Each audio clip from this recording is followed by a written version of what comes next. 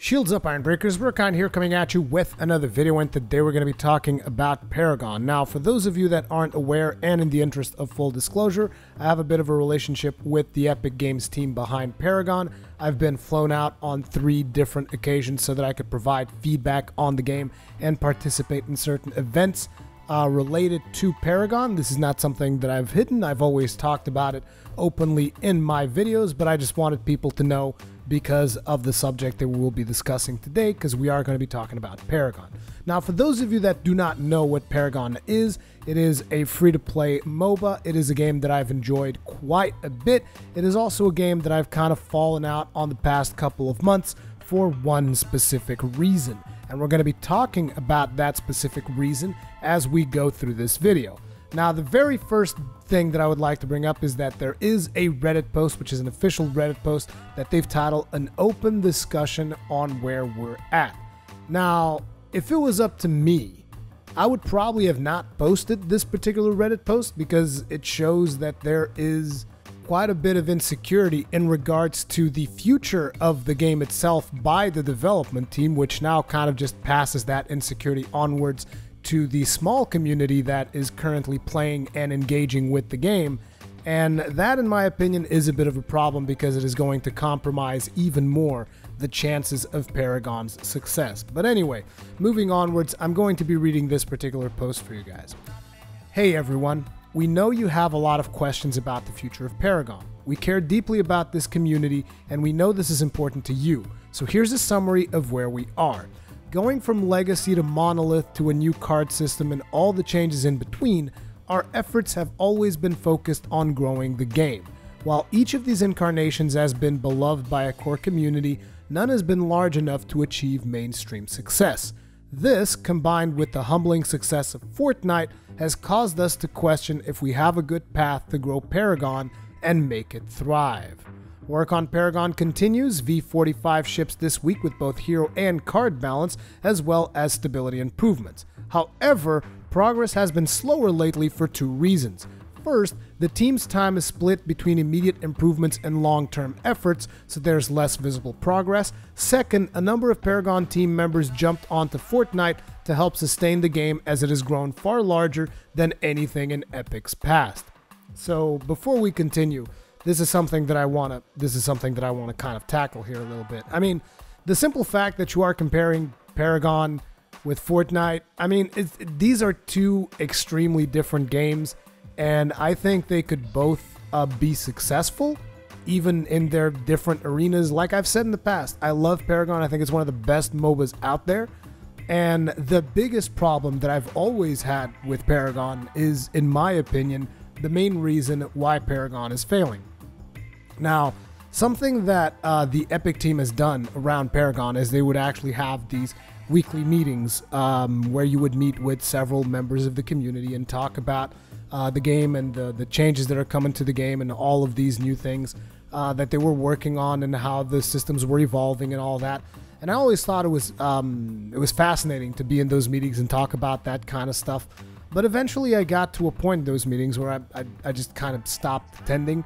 Not because I didn't care about the game, but because most of the discussions around those particular meetings were around the meta of the game. And most of the changes, if you really look at most of the changes that Paragon has received throughout its iterations, these were mostly changes about how are we going to change the meta, how are we going to balance this character versus balancing that character, and is this card too powerful, is this card not powerful enough, can we make the game be faster, can we make the game be slower. It's mostly, again, things that change around the pacing of the game and a lot of things around the game. But there is one thing that up until this point they haven't fixed, and that would almost be the one thing that I would always bring up to every single meeting that we would be in.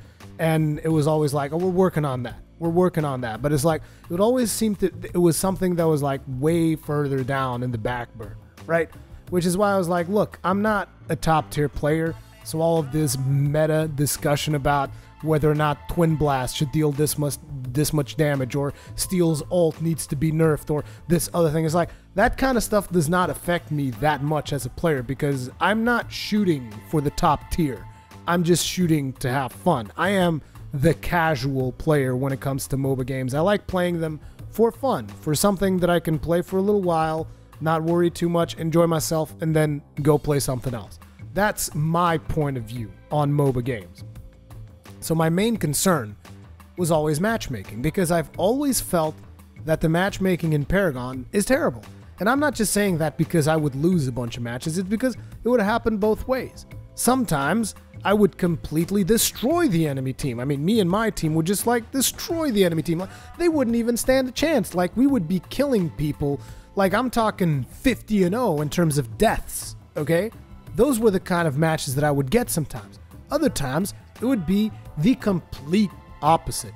And only about 10 to 20% of the matches that I would actually make in Paragon would be somewhat balanced, would be somewhat to the wire, you know? Only about 10 to 20% of the matches that I played in the game would achieve that kind of level of interesting match. It would, where we wouldn't be getting smashed and we wouldn't be completely smashing the enemy team.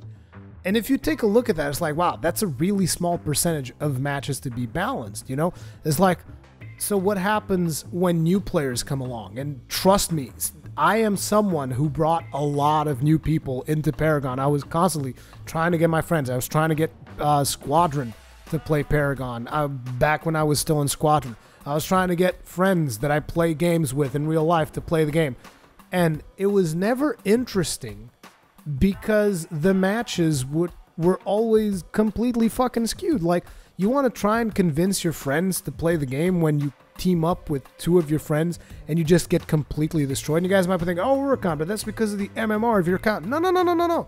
I made a fresh account. You can even call me a Smurf if you want to. I don't care. I made a fresh account to get a fresh experience with two of my unexperienced friends.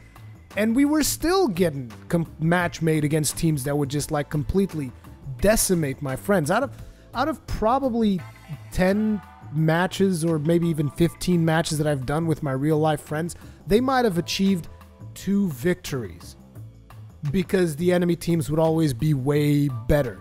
So there was I mean, at least in my opinion, there's always been a serious problem in the matchmaking. And that, in my opinion, is where the main problem of Paragon is. Because, I mean, look at it this way. You're trying to bring in new players. New players, they come into the game and they get completely trounced because they just get match made with the only people that are still playing, which, again, this is a domino effect because of the fact that matchmaking wasn't particularly well balanced to begin with.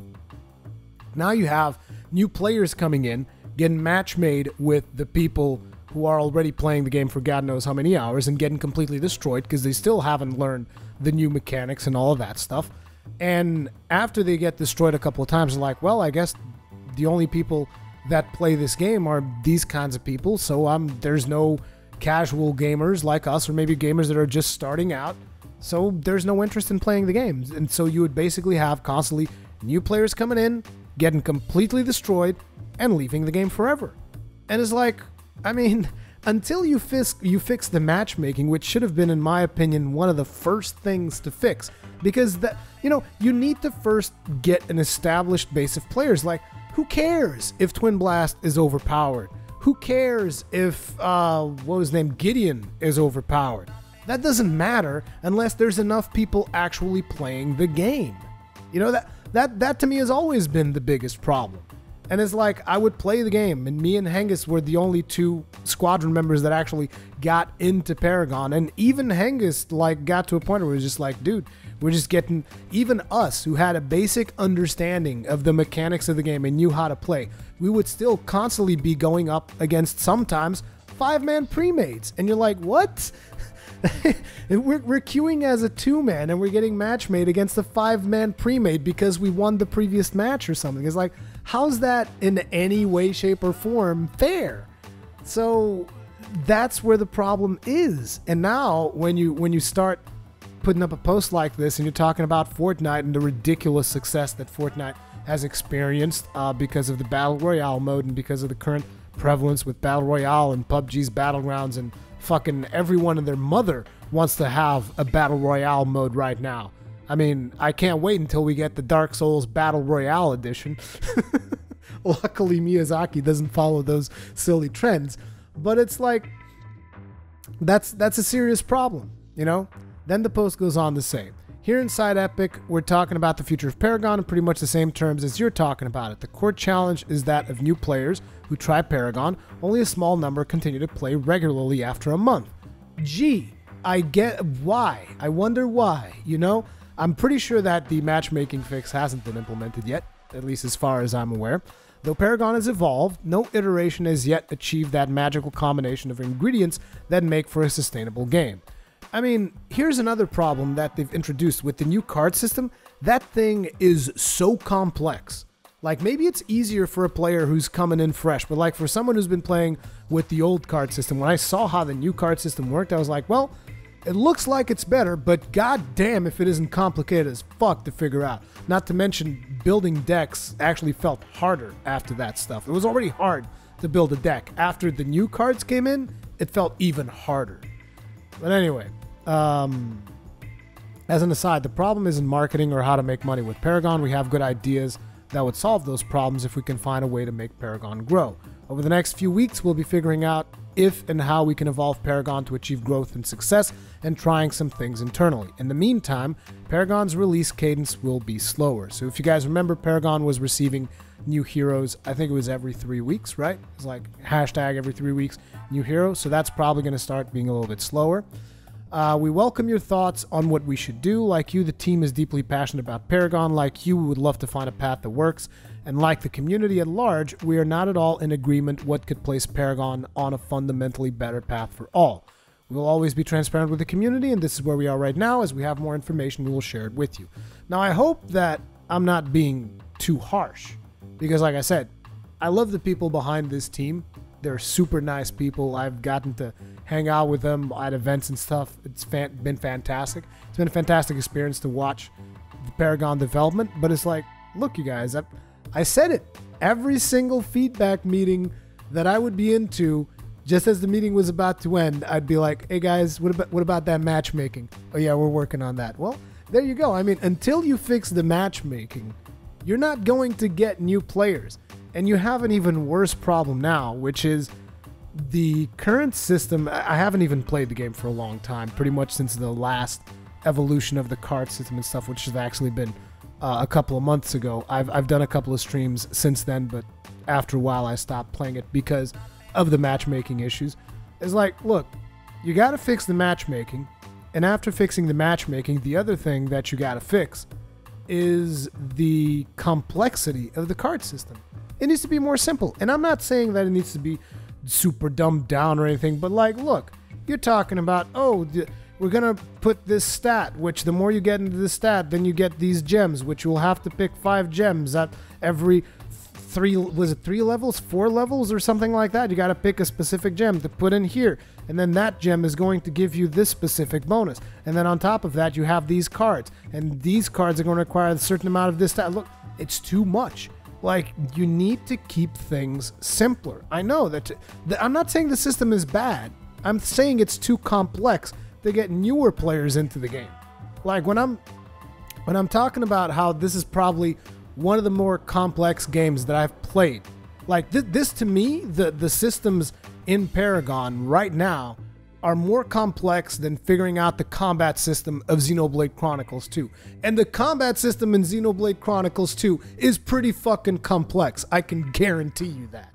It's like, and I can still learn that system easier than I can learn the current card/gem/stat system in Paragon. It needs to be easier. Like, it needs to be hard to master, but easier to understand, easier to comprehend. At least that's my opinion, but I haven't played Paragon in so many months that maybe I'm completely wrong. Feel free to correct me in the comment section, but these are the two things that, in my opinion, if Paragon changed, like, they'd be golden. It's like, get solid matchmaking. The problem is that even if you do solid matchmaking now with the declining player base, it's going to be harder to get that solid matchmaking, but you would need to like make a big splash, like, look, we did new matchmaking. Try this out, you know, with the new matchmaking. And it needs to be a simpler system for people to min-max their characters with the cards. It's, in my opinion, it's too complex. But that's just my opinion. You guys let me know what you think in the comment section below. Thank you all very much for watching this video, and I'll see you guys in the next one.